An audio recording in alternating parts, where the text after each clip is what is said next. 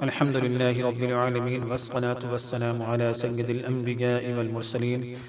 عزیزان گرامی، حضرت ابراہیم علیہ السلام نے ایک روز سمندر کے کنارے ایک آدمی مرا ہوا دیکھا۔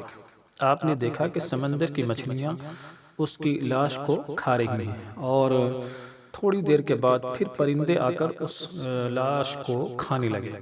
پھر آپ نے دیکھا کہ جنگل کے کچھ درندے آئے اور وہ بھی اس لاش کو کھانے لگے۔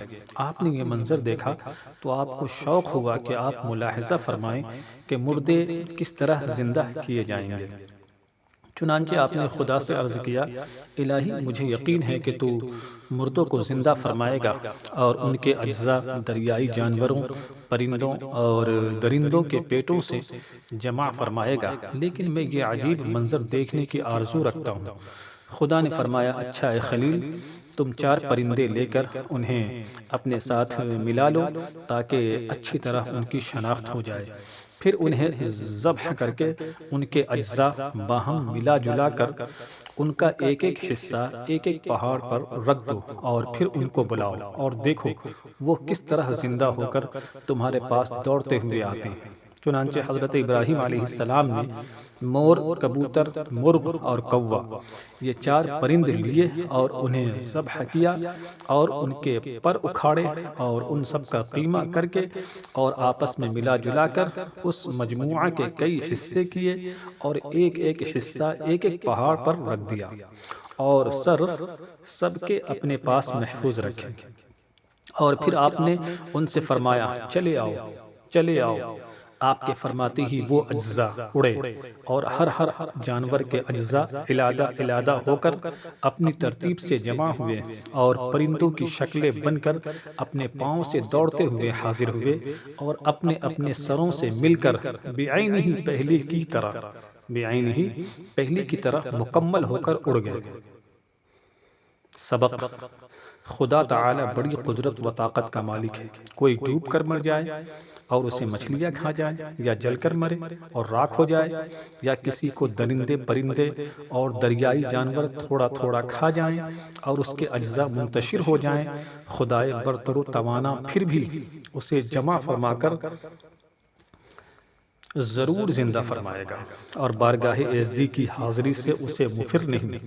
اور یہ بھی معلوم ہوا کہ مردے سنتے ہیں، ورنہ خدا اپنے خلیل سے یہ نہ فرماتا کہ ان مردہ اور قیمہ شدہ پرندوں کو بلا۔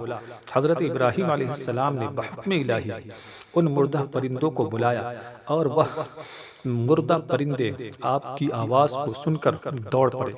یہ پرندوں کی سماعت ہے، اور جو اللہ والے ہیں ان کی سماعت کا عالم کیا ہوگا۔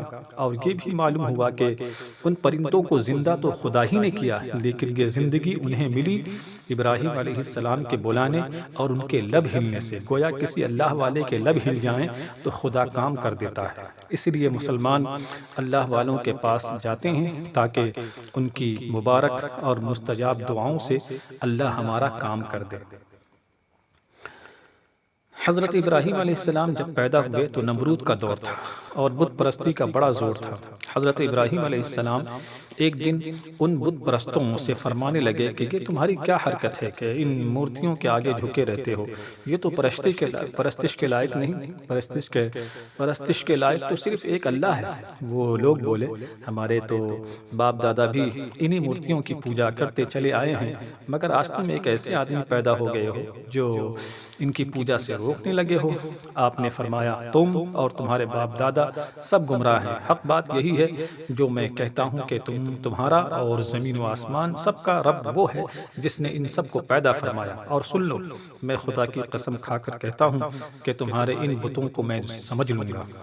چنانچہ ایک دن جب کہ بت پرست اپنے سالانہ میلہ پر باہر جنگل میں گئے ہوئے تھے، حضرت ابراہیم علیہ السلام ان کے بت خانے میں تشریف لے گئے اور اپنے تیشہ سے سارے بت توڑ پھوڑ ڈالے، اور جو بڑا بت تھا اسے نہ توڑا اور اپنا تیشہ اس کے کندھے پر رکھ دیا، اس خیال سے کہ بت پرست جب یہاں آئیں تو اپنے بتوں کا یہ حال دیکھ کر شاید اس بڑے بت سے پوچھیں کہ ان چھوٹے بتوں کو یہ کون توڑ گیا ہے اور یہ تیشہ تیرے کندھے پر کیوں رکھا ہے، اور انہیں ان کا عجز ظاہر ہو اور ہوش میں آئے کہ ایسے عاجز خدا نہیں ہو سکتے۔ چنانچہ جب وہ لوگ میلہ سے واپس آئے اور اپنے بت خانہ میں پہنچے تو اپنے معبودوں کا یہ حال دیکھ کر کہ کوئی ادھر ٹوٹا ہوا پڑا ہے، کوئی کسی کا ہاتھ نہیں تو کسی کا ناک سلامت نہیں، کسی کی گردن نہیں تو کسی کی ٹانگیں ہی غائب ہیں،